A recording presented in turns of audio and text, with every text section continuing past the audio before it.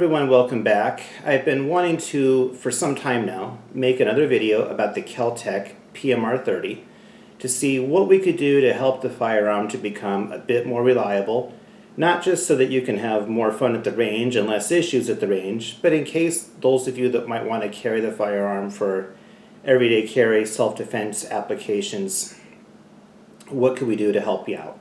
Obviously, in a self-defense situation for an everyday carry firearm, reliability has got to be right there at the top of the list for what you're looking for. You need to have the confidence, obviously, to know that if you needed to squeeze the trigger for any reason, that the gun is actually going to go bang, and it's going to go bang every time that you squeeze the trigger, not just some of the time. So I figured, what can we do to help this firearm? Yes, it's unloaded. I checked it before the video. What can we do to help this firearm become as reliable as possible? Now, most people would agree that a good break-in period of 5, 6, maybe 700 rounds would be mission critical, right there at the top of the list. But what if you're like me and you love the firearm, but you haven't had a chance to get to the range to give it a good 600 or 700 round break-in period? Is there anything that you could do to give it a quasi break-in, if you will, for lack of a better term? And I believe there is. It's important to remember that firearms have springs. You've got springs in your magazines, and you've got a guide rod spring right here that helps the slide to go back and forth, obviously, every time the gun is fired. So I'm going to lock this open, and we'll talk a little bit about that. As far as springs in your magazine are concerned, if you were to go to the range and shoot the firearm a whole bunch of times, you would obviously be loading the magazine with 20, 25, 30 rounds at a time. So what I did was I just loaded it up with 25 rounds and left it alone. And then every 3 or 4 days I'd get the gun out of the safe, come back and unload the magazine and reload it manually to kind of simulate being at the range, if you will. But before I went through that process multiple times, what I did was I took the magazines apart and gave them a good thorough cleaning. It's pretty easy to do. You just push the button on the back of the magazine. Hopefully you can see that on camera there. There's a button right in the middle. Depress the button, take the magazine apart, give it a good thorough cleaning on the inside. And it's important to remember that these magazines from Kel Tec, they do not have a steel liner. They're not like a Glock magazine with a steel liner on the inside. It's just pure polymer, basically. So it may be subject to more friction.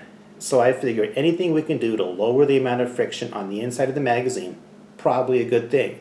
So after I gave the magazines a thorough cleaning, I got something called Blaster Dry Lube with Teflon. You can get it at your local hardware store or get something equivalent. So it's basically like a dry graphite type of a material.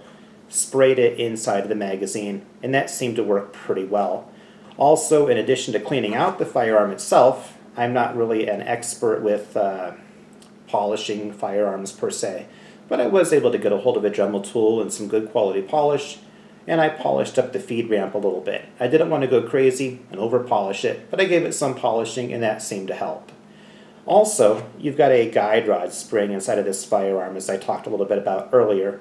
And I just basically hit the slide stop, and I would just lock the firearm open for 3, 4, 5 days at a time, put it in the safe and forget it. Come back, take it out of the safe, let the slide go forward, work the slide a couple times, lock it open again, put it back in the box, put it in the safe, and forget it for a few more days at a time. That seemed to help us well. Ultimately, the moment of truth had come. I got 6 different types of ammunition together. Everything from the 30 grain on up to the 50 grain ammunition, and a couple of stops in between. Went to the range, fired nearly 200 rounds, and did a pretty good job of chronicling my experiences with each of the different types of ammunition. In a moment, I'll show you each of the different types of ammunition that I fired, and I'll give you the data on how we did.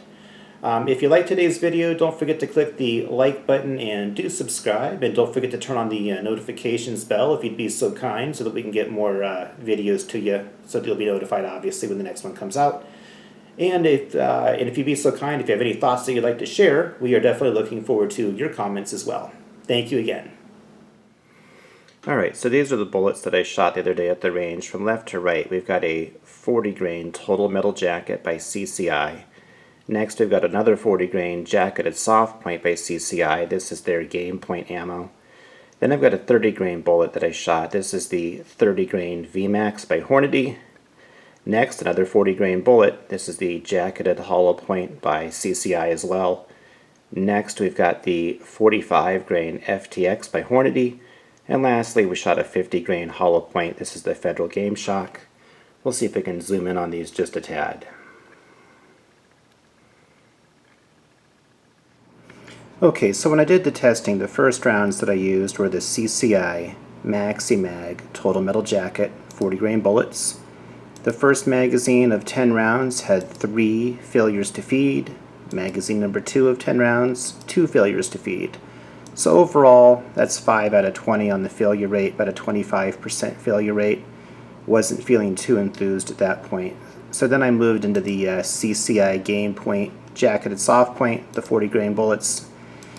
The magazine number 1, 1 failure to feed. Magazine number 2, 1 failure to feed. So 2 out of 20, 10% failure to feed rate.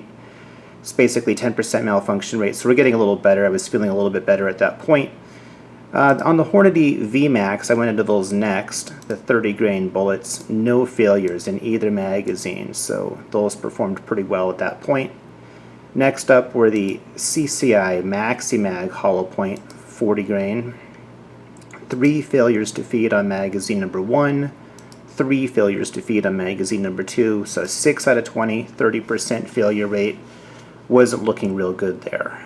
Next was the Hornady Critical Defense 45 grain FTX bullets. Magazine number 1 had a slight failure to feed. Magazine number 2 had 1 stovepipe failure. So basically 2 issues out of 20, at a 10% issue rate, 10% failure rate you could say. Next up was the Federal Game Shock 50 grain bullets. Magazine number 1 had 1 failure to feed. It was easily resolved though. Magazine number 2, no failures, so 1 out of 20, 5% failure rate. So at this point, all of the shooting was done under not a super slow pace, but I wouldn't say it was rapid fire either. It was just more of a controlled shooting, one after the other. But in a self-defense situation, if you needed to use the gun, if your life really depended on it, there's a good chance that you're going to be shooting rapid fire, perhaps even double tap. So I did a double tap test from here, so let's put that data, let's paste that in at this point. So if you're double tapping, the first magazine I did was the 40 grain CCI Total Metal Jacket. I had 1 failure out of 10. So that brought me from a 25% failure rate down to a 20% failure rate overall on the Total Metal Jackets for the day. Next up, I used 10 rounds of the CCI Game Point Jacketed Soft Point. I had no issues at all, so that brings us from a 10% failure rate for the day down to a 6.7% failure rate for the day. Next, the Hornady VMAX, no issues whatsoever. It stayed perfect for the day. The CCI Maxi Mag 40 grain Hollow Point, I skipped the rapid fire test there, just didn't have enough ammo with me on that one. Next up was the Hornady Critical Defense 45 grain bullets. No issues at all for rapid fire. So that brought me from a 10% failure rate down to a 6.7% failure rate for the day. And then on the Federal Game Shock 50 grain bullet, no issues at all when I was double tapping. So that means that I was at 1 out of 30 for the day. So it brought me from 5% failure rate down to a 3.3% failure rate for the day on that ammo. So overall for the day, I fired 170 rounds of these different types of ammunitions. Had 17 glitches or issues, if you will.